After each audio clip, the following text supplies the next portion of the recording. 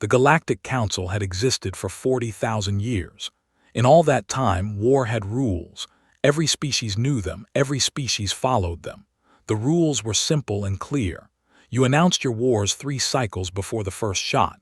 You fought only in space, never on planets. You never targeted civilians. You surrendered when your fleet fell below 20%. These were the laws of conflict, and they had kept the galaxy from burning. Ambassador Crixnell stood before the council chamber, her 4 arms folded in the gesture of formal address. She was old for a Velthari, nearly 300 standard years. She had seen many species join the galactic community. She had watched the Thornaki integrate peacefully. She had observed the Meltori accept the laws without complaint, but she had never seen anything like the humans. They refuse to sign, she said, her voice carrying across the vast chamber. They say our laws of conflict are, she paused, checking her translator, suggestions at best. A ripple of shock moved through the assembled delegates. High Chancellor Vormax, a being of pure energy contained in a crystalline shell, pulsed with agitation. Every species signs the laws. This is not negotiable. I explained this to them, Crixnell said. The human ambassador laughed. He actually laughed. The chamber fell silent. No one laughed at the laws of conflict. They were sacred. They were the foundation of galactic peace.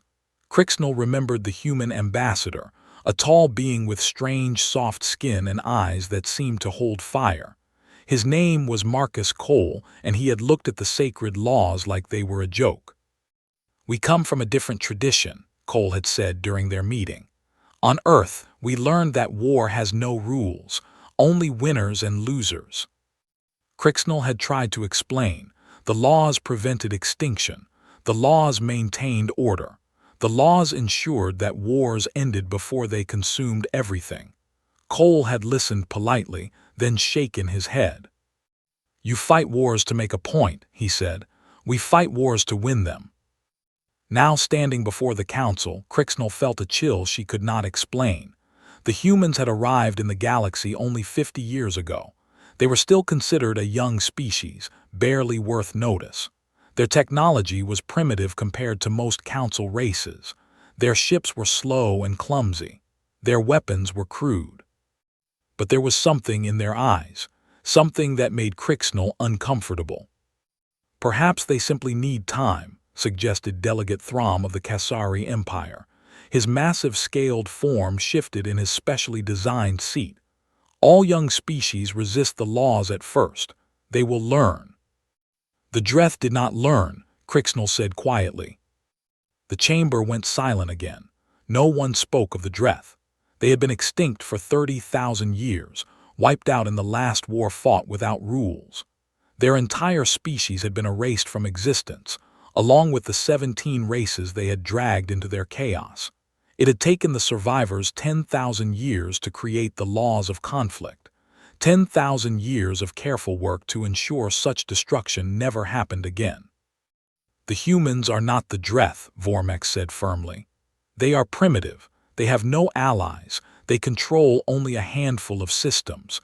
If they refuse the laws, we simply quarantine them. They will learn or they will remain isolated. Crixnell wanted to believe this. She had spent her entire career maintaining peace.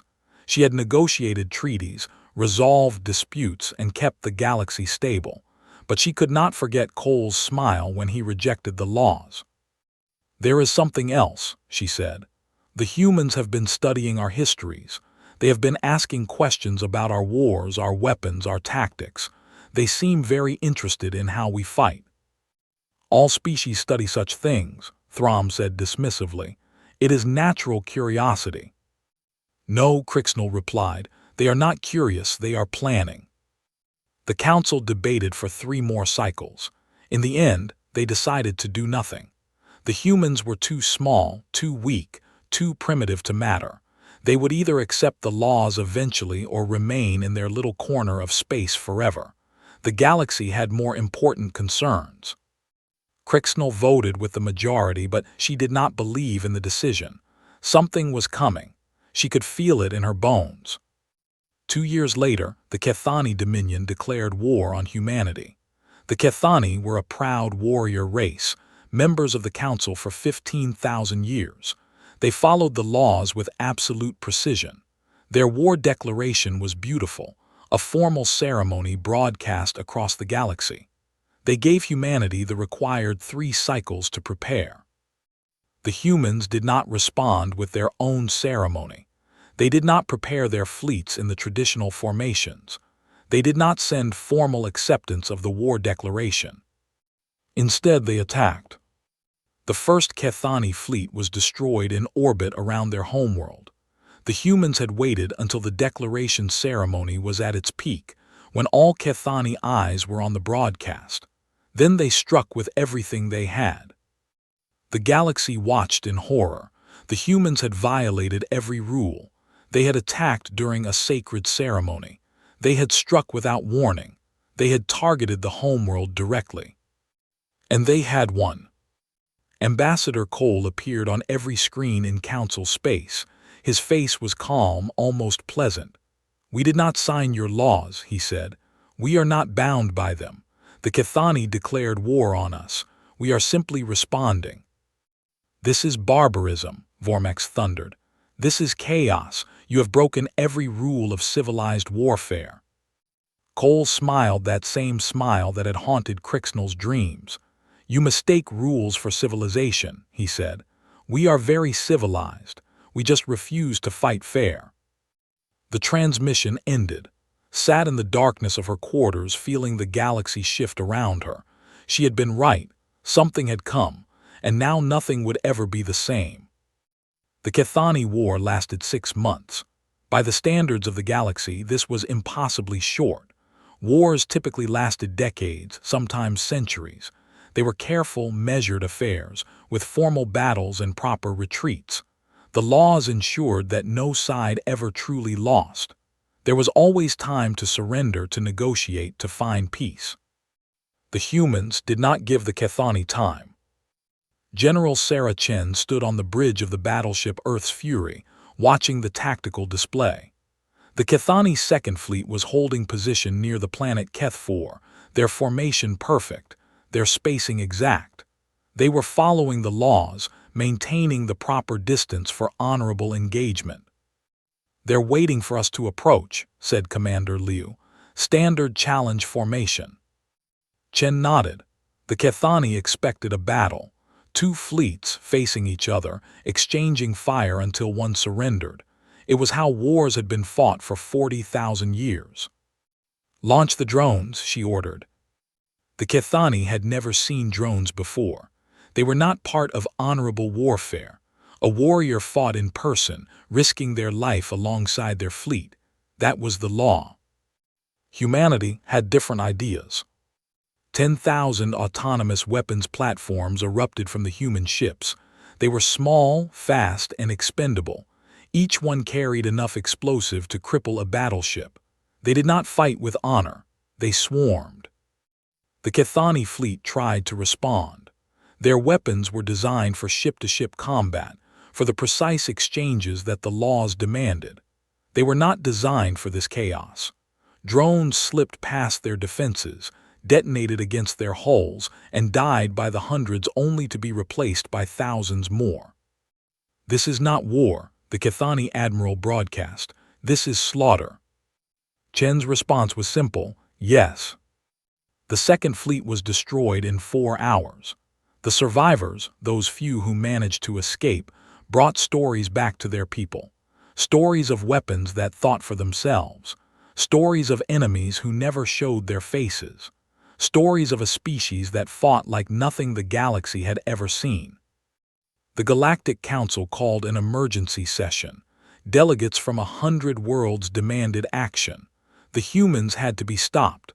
The laws had to be enforced. But how? The laws only worked when everyone agreed to follow them. They had no enforcement mechanism beyond mutual agreement. For 40,000 years, this had been enough. Every species understood that the laws protected everyone, including themselves. The humans did not understand, or perhaps they simply did not care. We must form a coalition, Vormax declared. All council races together. We will crush this human rebellion and restore order. And then what? Crixnall asked. We destroy humanity and prove that might makes right. We become exactly what they are. We preserve civilization, Vormax shouted. We maintain the laws. The laws were meant to prevent extinction, Crixnall replied, not to cause it. The debate raged for weeks. Meanwhile, the humans kept advancing. They captured Cathani worlds not through traditional siege, but through infiltration and sabotage. They inserted special forces teams that disabled planetary defenses from within. They used propaganda to turn Cathani civilians against their own military. They did everything the laws forbade. And they won. Again and again they won. Ambassador Cole requested a meeting with the council.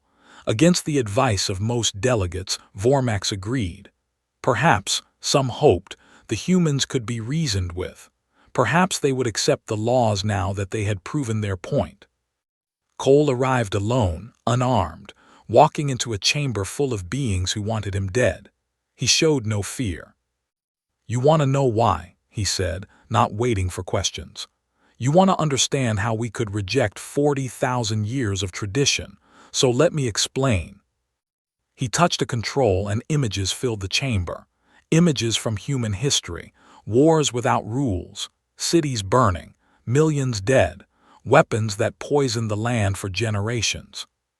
This is what we learned, Cole said. War is not a game, it is not a ritual.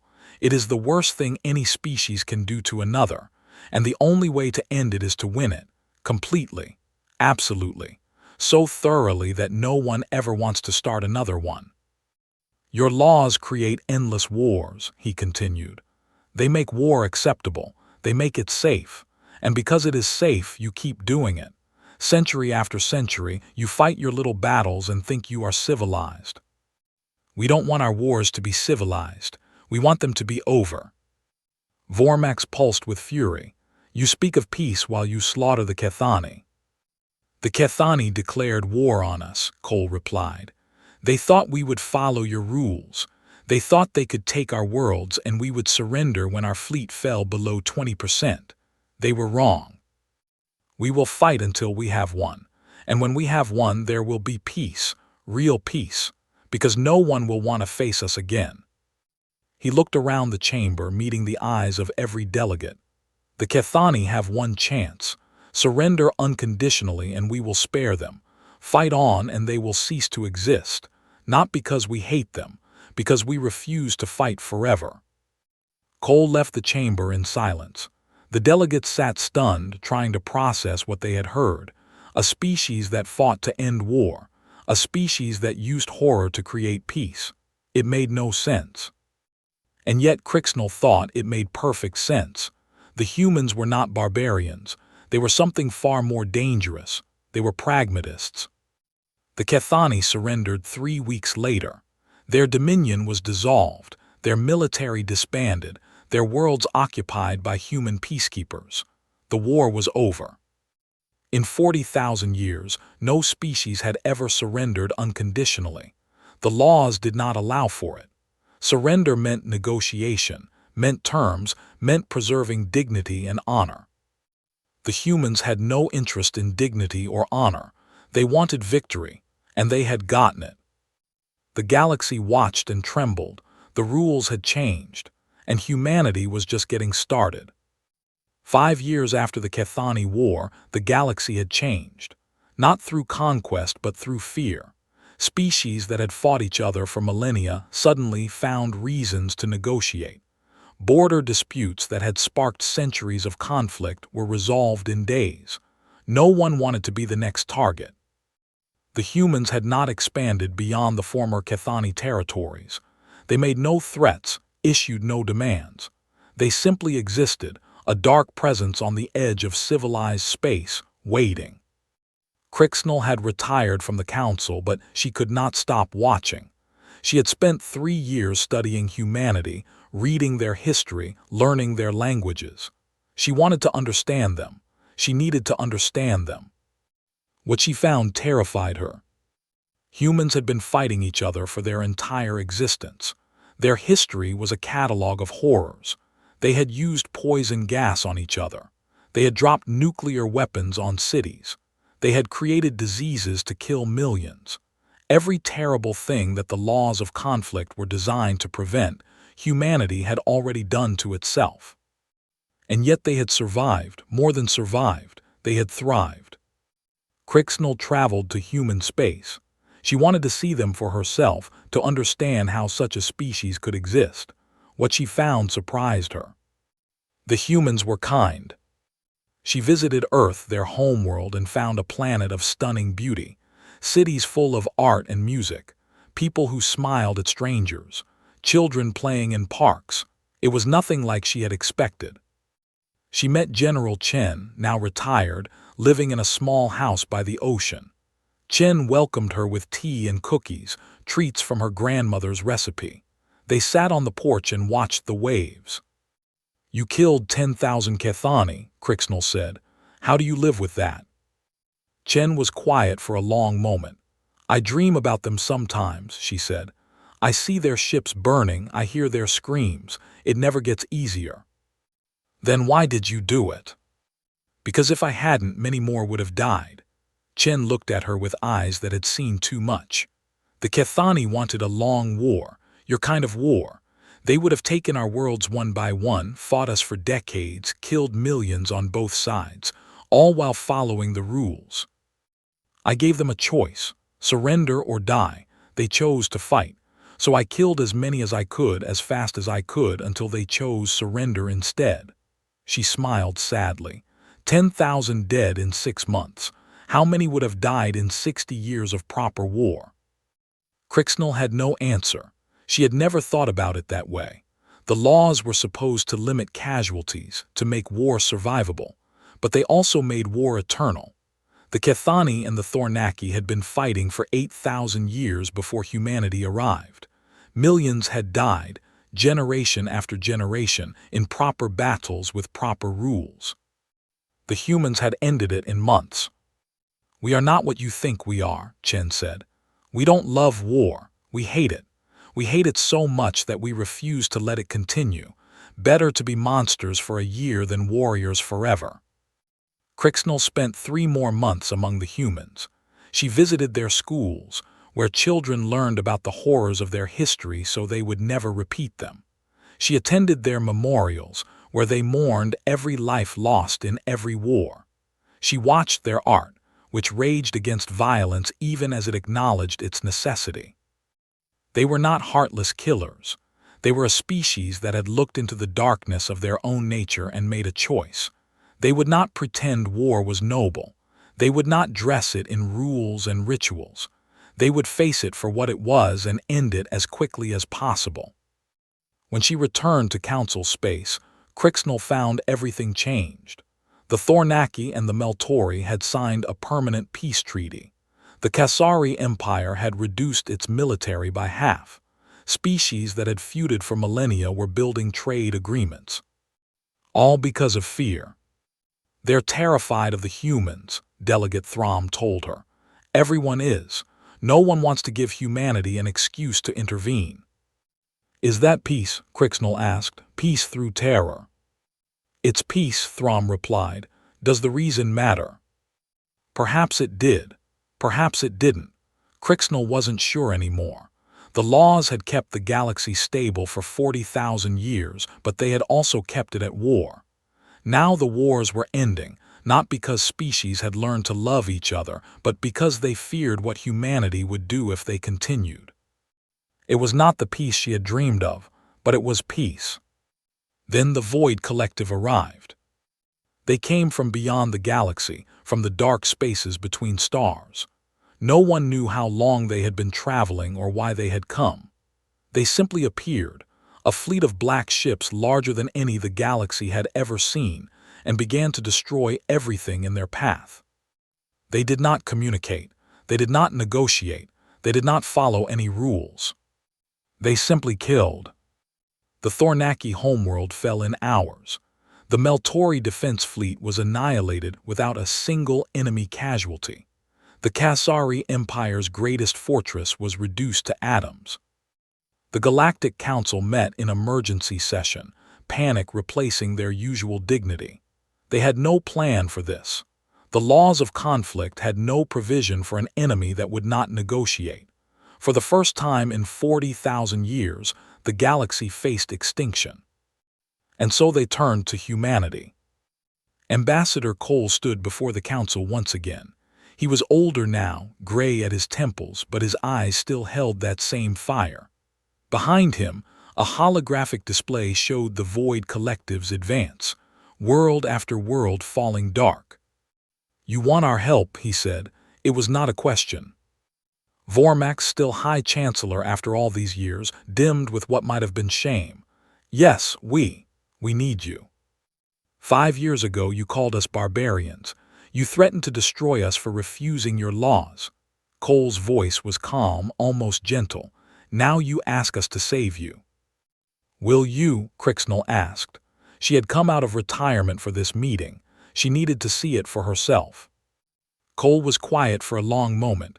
"Yes," he finally said, "we will." The chamber erupted in confused murmurs. They had expected bargaining, demands, the humans extracting every advantage from the galaxy's desperation. They had not expected simple agreement. "You don't understand us," Cole continued. "You think we're monsters because we reject your rules. You think we love death because we're good at dealing it, but we don't. We hate death. We hate war. We hate everything about what we do. We just refuse to lose." He touched the display and new images appeared. Human ships, thousands of them, already moving toward the front lines. Weapons platforms being constructed in orbit around every human world. Armies mobilizing across 100 planets. "We've been preparing since the Void Collective appeared," Cole said. "We knew this day would come. We knew you would need us." "Why?" Vormex asked. "Why help those who despised you?" "Because you're people," Cole replied simply. "Billions of lives, thousands of cultures, all of it worth saving even if you don't like us very much." General Chen came out of retirement.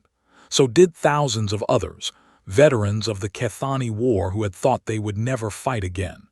Humanity mobilized with a speed that shocked the galaxy. Within weeks, they had assembled the largest fleet in galactic history. But it wasn't enough. The first battle against the Void Collective was a disaster. Human drones, so effective against the Kethani, were useless against the alien ships.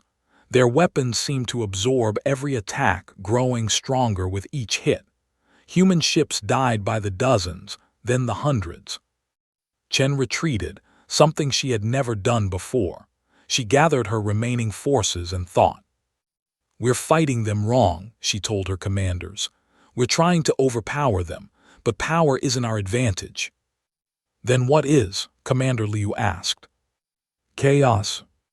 The Void Collective was powerful, but it was also predictable. It advanced in straight lines. It attacked the strongest targets first. It followed patterns that could be studied and exploited. Humanity was not predictable. Chen developed new tactics. Instead of meeting the collective head-on, she attacked from angles they didn't expect. She hit supply lines they didn't know they had. She used the galaxy's gravity wells and nebulae and asteroid fields as weapons. She fought dirty. The second battle was different. Human ships appeared from nowhere, struck, and vanished before the collective could respond. Mines hidden in asteroid fields tore apart void ships when they tried to pursue. False signals drew enemy fleets into kill zones. The collective lost ships. For the first time since they arrived, they lost ships. But it still wasn't enough. For every void ship destroyed, 10 human vessels died. The galaxy was being pushed back, system by system, toward extinction. Then Crixnell had an idea. She traveled to the human command ship, requesting a meeting with Chen. The general was exhausted, dark circles under her eyes, but she made time. "You're fighting alone," Crixnell said. "You shouldn't be." "The council offered troops," Chen replied. "But they want to fight by the laws. Formal battles, proper formations. Against the collective, that's suicide. Then teach them. Chen blinked. What? Teach them to fight like humans. Crixnell leaned forward. You have 40,000 years of galactic knowledge at your disposal, warriors from 100 species, ships designed by the greatest engineers in the galaxy, but you're not using any of it because they won't fight your way. Make them fight your way. Chen stared at her for a long moment. Then she laughed, a genuine sound of surprise and delight. You want me to corrupt the entire galaxy? I want you to save it. The training began the next day. Human officers were assigned to every council fleet. They taught tactics that made alien commanders sick with horror: ambushes, assassinations, sabotage, deception, everything the laws had forbidden. The Thornaki learned to attack without warning. The Meltori learned to use civilian ships as camouflage. The Kasari learned to target enemy command structures instead of facing fleets honorably. It was ugly. It was wrong. It was everything the galaxy had spent 40,000 years trying to prevent. And it worked. The final battle lasted 3 months. It was fought across 1,000 star systems, with billions of combatants on both sides. It was the largest war in galactic history, and it was fought without a single rule. The Void Collective did not understand what was happening. They had conquered 100 galaxies, always facing enemies who fought in predictable patterns, who surrendered when defeat was obvious, who valued survival over victory. This galaxy was different. Thornaki suicide ships rammed void carriers, their crews singing battle songs as they died. Meltori hackers turned collective systems against themselves. Kasari assassins infiltrated enemy vessels and destroyed them from within. And everywhere, human commanders orchestrated the chaos, finding patterns in the madness. The collective began to retreat.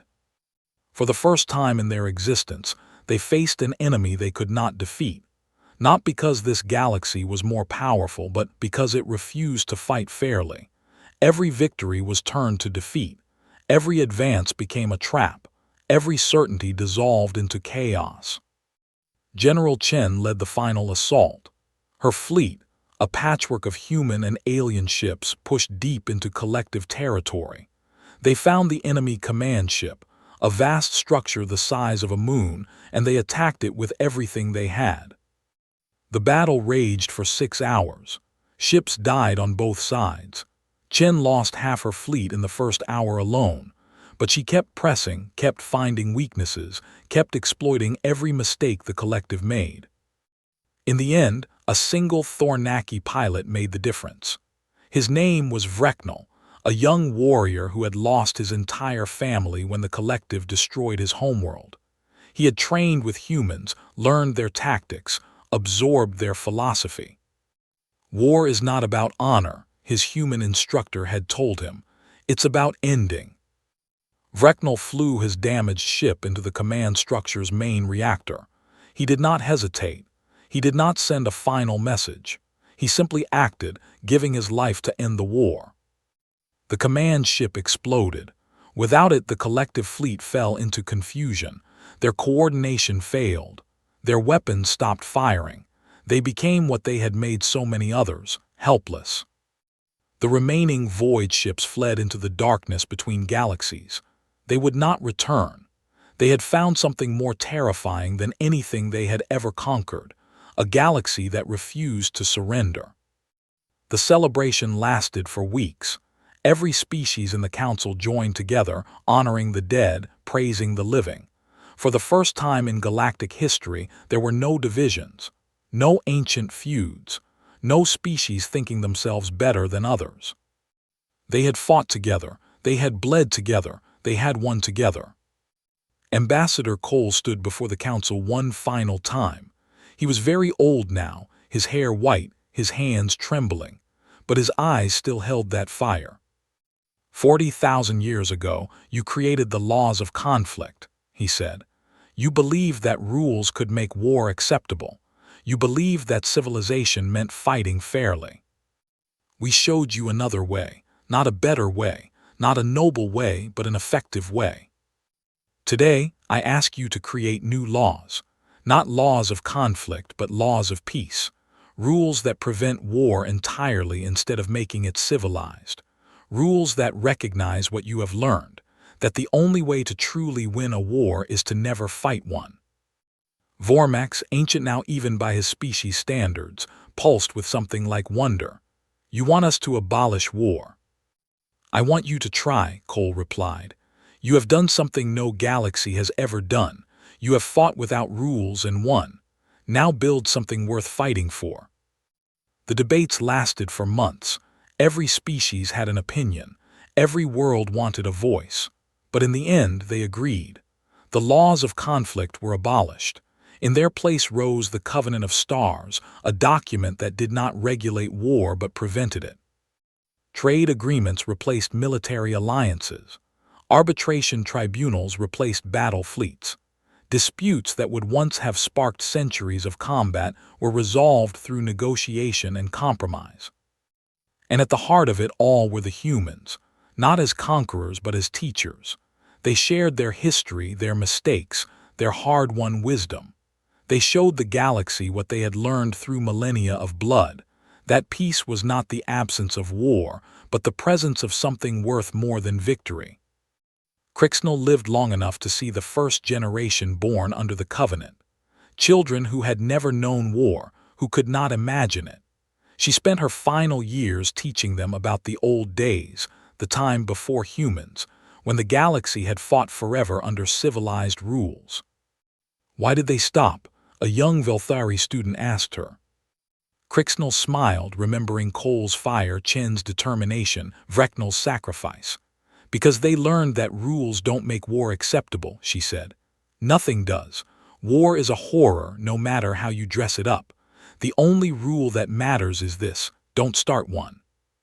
The student nodded, not fully understanding. She was too young.